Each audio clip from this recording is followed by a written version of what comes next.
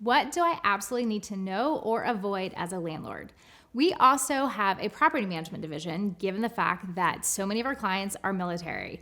And I've learned a lot of lessons when I get called in because they were renting themselves previously. So some very critical lessons learned that you want to avoid.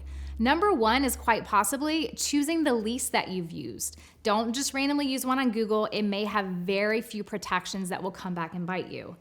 The other thing is I know that you can process people's credit yourself, but even that, if it's a friend, you might hesitate to even do it because they're a friend.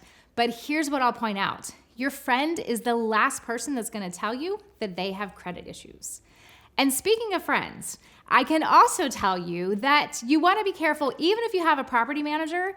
If you wanna rent to your friend, I can promise you they're going to keep coming back to you when they have issues. They'll tell you it's all amazing, but meanwhile, they're blasting your property manager that they're not happy with the situation. Also, you might want to avoid charging a repair deductible. It sounds enticing, it's going to protect you, but what we found is all kinds of Mickey Mouse repairs done to homes, like duct tape and rags to dripping faucets, because people don't even want to pay $50 for a repair deductible. Last two tips.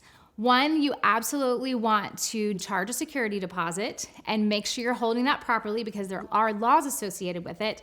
But the most important thing is a move-in inspection. I recently was called in to some homeowners who were wanting to no longer rent it themselves, and I started asking some questions when there's damages on the floor or there's damages to the home, and they were even telling me how they'd allow one tenant to move in before the other one moved out.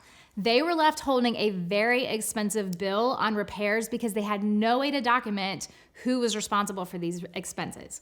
So that is just a handful, but they are very, very common things that you want to avoid if you're managing the property yourself, and even if you have a property manager involved.